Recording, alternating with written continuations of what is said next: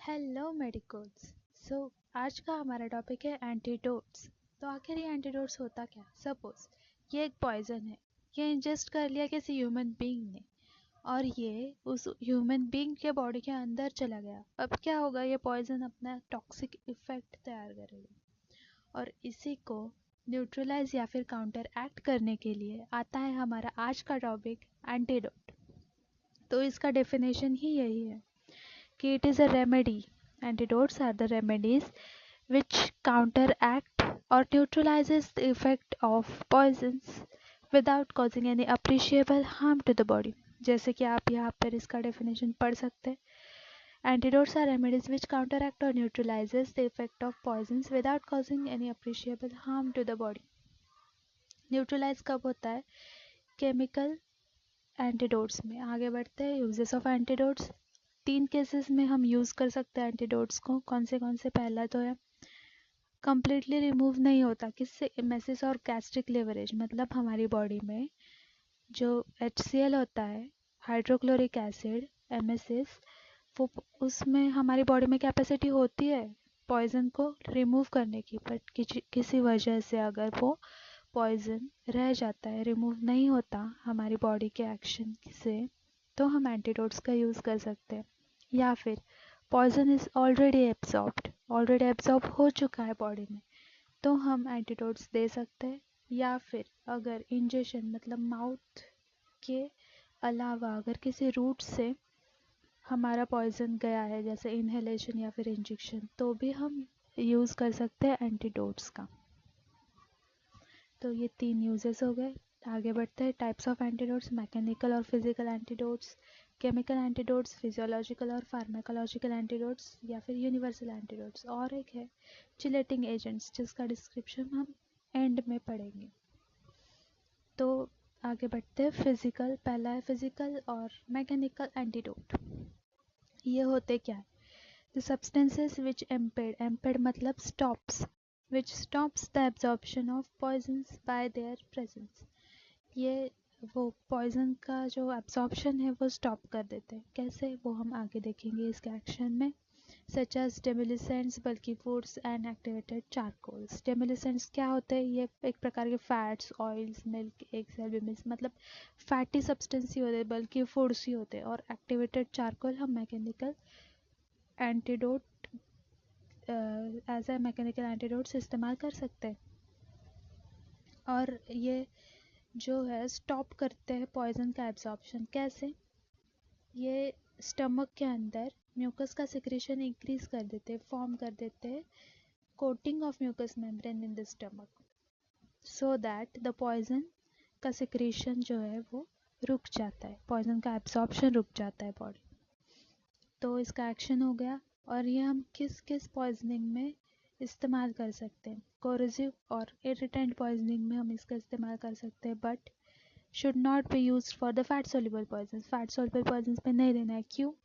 क्योंकि एंटीडोट खुद ही एक फैट है, और अगर वो पॉइजन फैट सोल्यूबल हुआ और हमारे एंटीडोट में ही सोल्यूबल हो गया, तो फिर तो कोई फ़ायदा ही नहीं है देके। इसीलिए फैट सोल्यूबल पॉइजनिंग्स में कभी भी मैकेनिकल एंटीडोट्स इस्तेमाल नहीं करते।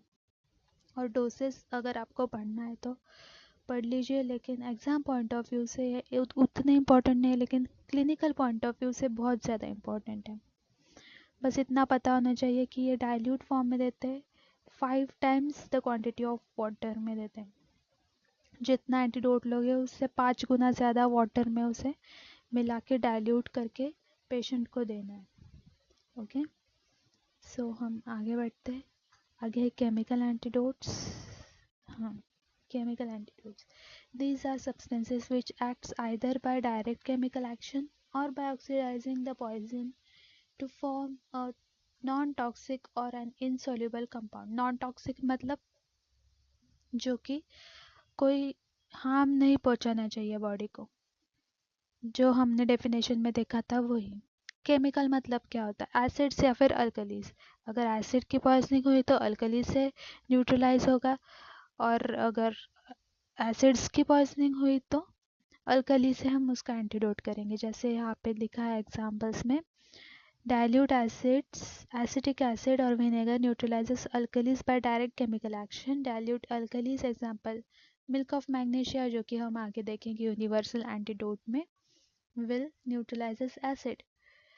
लेकिन इसमें कौन सा नहीं देना है वो भी बहुत इंपॉर्टेंट है. बाइकार्बोनेट्स हम नहीं देंगे. क्यों? क्योंकि उसमें रिस्क होता है to rupture the stomach. Rupture of stomach का रिस्क होने के कारण हम बाइकार्बोनेट्स नहीं देंगे अगर अल्कली एसिड्स की पॉइजनिंग हो गई तो. आगे देखते हैं फिजियोलॉजिकल और फार्माकोलॉजिकल एंटीडोट्स. तो ये अपोजिट नेचर के होते हैं पॉइजन्स में. पॉइजन से these antigens produces effect which are opposite to that of poisons. अब फार्माकोलॉजी फोर्थ ईयर के सब्जेक्ट में हमें बहुत ज़्यादा डिटेल में है, उसमें लिस्ट ऑफ एंटीडोट्स है. फिलहाल के लिए एट्रोपिन्स फॉर पिलोकार्पिन, इतना वन एग्जाम्पल ही मोर देन सफिशिएंट है for toxicology in the exam point of view. So इतना ही है फार्माकोलॉजी में. एंटागन एज अ फिजियोलॉजिकल एंटागोनिस्ट होते हैं ये एंटीडोट्स.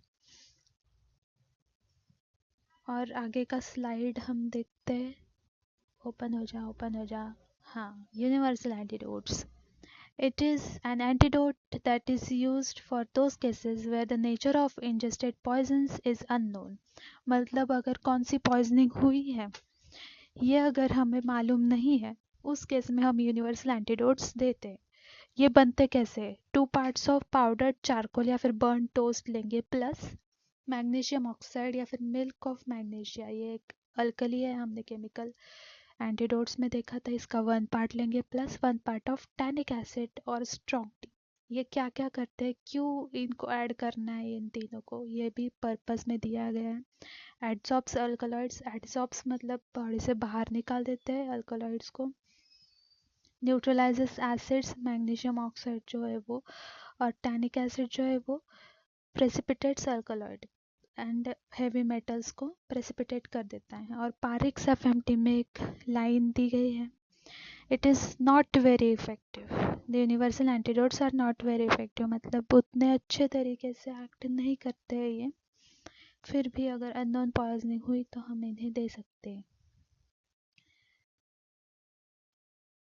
तो ये आप पढ़ सकते हैं. आगे लास्ट वाला टॉपिक है chelating agents. Chelating agents are widely as specific antidotes used as the specific antidotes against some heavy metals.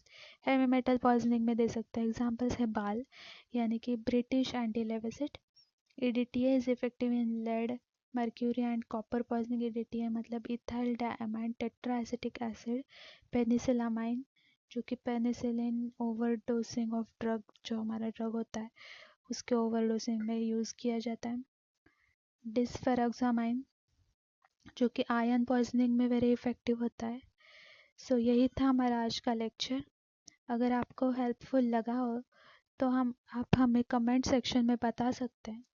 उस पर अगर आपको ये वीडियो हेल्पफुल लगा हो तो आप कमेंट सेक्शन में बता सकते हैं कि कौन से टॉपिक पर आपको वीडियो चाहिए, तो उस पर वीडियो ज़रूर बनेगी. Thank you for watching.